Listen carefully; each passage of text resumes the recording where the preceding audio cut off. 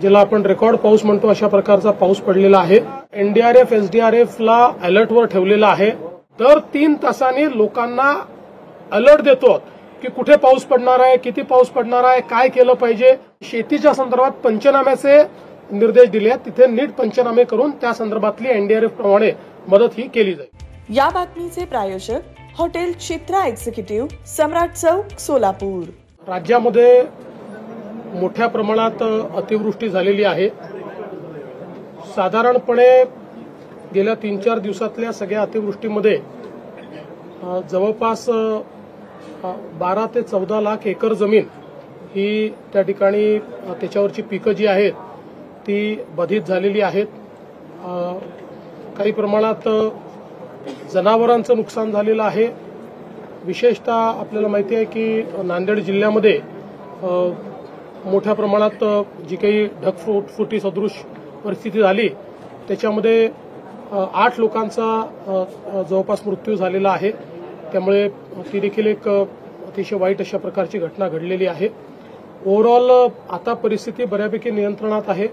मुंबईमध्येही मोठ्या प्रमाणात अतिवृष्टी झाली। काही भागामध्ये जवळपास 300 mm पर्यंतची अतिवृष्टी ही झालेली आपल्याला पाहायला मिळाली। म्हणजे एक प्रकारे ज्याला आपण रेकॉर्ड पाऊस म्हणतो अशा प्रकारचा पाऊस पडलेला आहे। त्यामुळे काही प्रमाणात काही ठिकाणी वॉटर लॉगिंग झालेलं आपण बघितलं, पण त्यानंतर मात्र तिथलं पाणी रिसीड होऊन तिथला ट्रॅफिक सुरू केलेला आहे। जी आपली ट्रेन आहे मुंबईची लाईफलाईन ज्याला आपण म्हणतो अशी आपली जी लोकल आहे सबर्बन रेल्वे, याचं देखील जे काही प्रवासी वाहतूक आहे ती थोडी धीमी झालेली आहे। काही ठिकाणी ती लेट चाललेली आहे, पण आता बहुतांश ठिकाणी ती चाललेली आहे। पाणी हळूहळू कमी होत आहे। विशेषतः मिठी नदी जी आहे ही धोका पातळीवर त्या ठिकाणी गेल्यामुळे सुरुवातीच्या काळामध्ये 400-500 लोकांना आपल्याला तिथनं इव्हॅक्युएट करावं लागलं, पण आता तिचंही पातळी हळूहळू कमी होते। पण पुन्हा पुढच्या काळामध्ये पावसाचे काही त्या ठिकाणी भाकितं किंवा पावसाच्या संदर्भातले फोरकास्ट हे काही देण्यात आलेले आहेत। त्यामुळे आपण या सगळ्या परिस्थितीवर नजर ठेवून आहोत। आपले जे राज्याचे उपमुख्यमंत्री आहेत एकनाथराव शिंदेजी हे स्वतः त्या ठिकाणी रस्त्यावर जिथे प्रॉब्लेम्स आहेत तिथे गेलेले आहेत। मिठी नदीवर देखील ते गेलेले आहेत आणि त्या ठिकाणी सगळ्या गोष्टी नियंत्रणात आणण्याचा प्रयत्न चाललेला आहे। आपल्याला कल्पना आहे, आपण सुट्टी देखील दिलेली आहे जेणेकरून लोकांवर जाण्याचा ताण पडू नये आणि जास्तीत जास्त लोकांना वर्क फ्रॉम होम देखील जिथे शक्य आहे तिथे करण्याच्या संदर्भातले निर्देश आपण त्या ठिकाणी दिलेले आहेत। आणि आता या क्षणी परिस्थिती बऱ्यापैकी नियंत्रणात आहे, पण पुन्हा पाऊस आणि संध्याकाळी हाय टाईड देखील आहे। त्यावेळी परिस्थिती अजून मला असं वाटतं क्लोजली वॉच आपल्याला करावी लागेल आणि त्या संदर्भातल्या उपाययोजना या आपल्याला कराव्या लागतील। आता एनडीआरएफ एसडीआरएफला अलर्टवर ठेवलेलं आहे। बहुतांश नद्या इशारा पातळीवर आहेत, काहीच नद्या इशारा पातळीच्या वर चाललेल्या आहेत।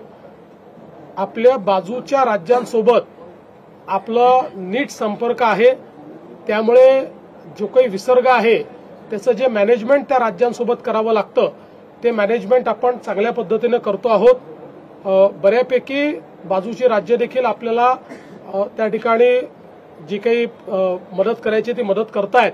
आता विशेषतः चिंता आपल्याला हिप्परगीची आहे आणि त्याच्यात त्यांनी विसर्ग सुरू केला, पण तो अधिक करावा अशा प्रकारचे त्या ठिकाणी आपल्याला म्हणजे आपल्याला वाटतं, तर ते त्यांच्याशी आपला व्यवहार चाललेला आहे। आणि तेलंगणासोबतही योग्य प्रकारचा आपला त्या ठिकाणी संपर्क चाललेला आहे। काही कॅचमेंट्स मात्र असे आहेत की जे कंट्रोल्ड कॅचमेंट्स नाही आहेत, काही कॅचमेंट्स हे अनकंट्रोल्ड कॅचमेंट्स आहेत। त्या कॅचमेंटमध्ये जरा जास्त आपल्याला धोका आहे, तर त्याच्याकडे आपण लक्ष ठेवून आहोत। तर 300 mm पाऊस ज्यावेळेस होतो त्यावेळेस हा मोठा पाऊस मानला जातो। हा काही रेग्युलर पावसापेक्षा किंवा अतिवृष्टीपेक्षाही एक प्रकारे हा जास्ती पाऊस आहे। पण त्यासोबत मागच्या काळामध्ये आपल्याला माहिती आहे की मिठी नदीचं काय झालं, म्हणजे त्याच्यामध्ये कशा प्रकारे घोटाळे झाले याच्या आता सुरस आणि चमत्कारिक कथा आपल्यासमोर येत आहेत।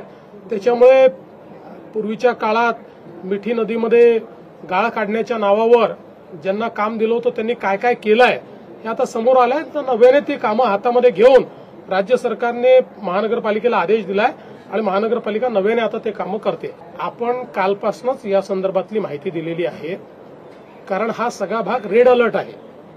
आपल्याला माहिती आहे की जो पूर्वी महासागर आहे, महासागराचा पूर्वी जो भाग आहे, याच्या भागामध्ये एक लो प्रेशर बेल्ट तयार झालेला आहे.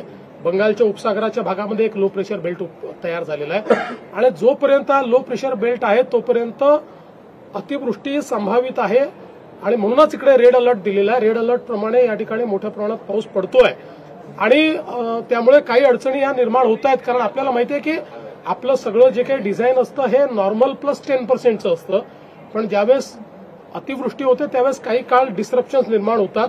ते डिस्ट्रप्शन्स कसे दूर करायचे अशा प्रकारचा प्रयत्न आपण करतो आणि म्हणूनच आपण यावेळी दर 3 तासांनी लोकांना अलर्ट देतो की कुठे पाऊस पडणार आहे, किती पाऊस पडणार आहे, काय केलं पाहिजे. अर्थात इतकं असताना देखील शेवटी लोकांना काही कामं असतात, ट्रान्सपोर्टेशनचे काही विषय असतात, काही लोकांचं त्या ठिकाणी महत्वाच्या कामांनी जाणं येणं असतं.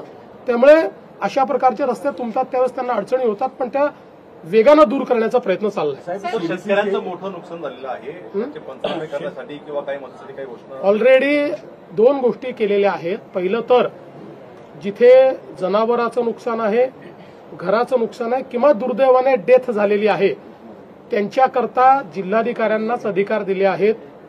एनडीआरएफच्या नियमाप्रमाणे जिल्हाधिकारी त्यांना लगेच मदत करू शकतात. त्याकरता जिल्हाधिकाऱ्यांना उणे पद्धतीनं विड्रॉ करण्याचे अधिकार दिले आहेत. त्यामुळे आता तिथे अडचण नाही आहे. बाकी शेतीच्या संदर्भात पंचनाम्याचे निर्देश दिले आहेत, तिथे नीट पंचनामे करून त्या संदर्भातली एनडीआरएफ प्रमाणे मदत ही केली जाईल. सीएसडीएसनी जो डेटा दिला होता आणि ज्या डेटावर आधारित इलेक्शन कमिशनवर राहुल गांधींनी आरोप केले होते आणि आमच्याही लेजिटिमेटली निवडून आलेल्या सरकारला आरोपीच्या पिंजऱ्यात उभं केलं होतं. आज सीएसडीएसनी त्या संदर्भात ट्विट करून आमचे आकडे चुकीचे होते याबद्दल माफी मागितलेली आहे आणि ते सगळे आकडे परत घेतलेले आहेत. आता प्रश्न एवढाच आहे की त्याच्यावर आकांड तांडव करणारे राहुल गांधी माफी मागतील का? मला बिलकुल अपेक्षा नाही, कारण राहुल गांधी हे एक प्रकारे जसं सिरियल किलर असतात तसे ते सिरियल लायर आहेत. त्याच्यामुळे ते रोज खोटं बोलतील, याच्यानंतरही हेच आकडे ते मारतील, याच्याबद्दल माझ्या मनात शंका नाही. पण जनतेच्या समोर मात्र आज या ठिकाणी हे स्पष्ट झालेलं आहे. लॉर्ड्स ब्लाइंड लॅमिनेट्स सोलापुरात प्रथमच घेऊन येत आहेत अमेरिकन कंपनी कोलारचे bathroom fittings, commode, wash basin, mirror, Jacuzzi fittings, enclosure, steam आदी साहित्य एकाच ठिकाणी मिळणारे आणि सर्व्हिस व वॉरंटी देणारे सर्वात मोठे display showroom Lords Blind laminates, नवीन WIT कॉलेज समोर, सोलापूर. मोबाईल 9511 879067.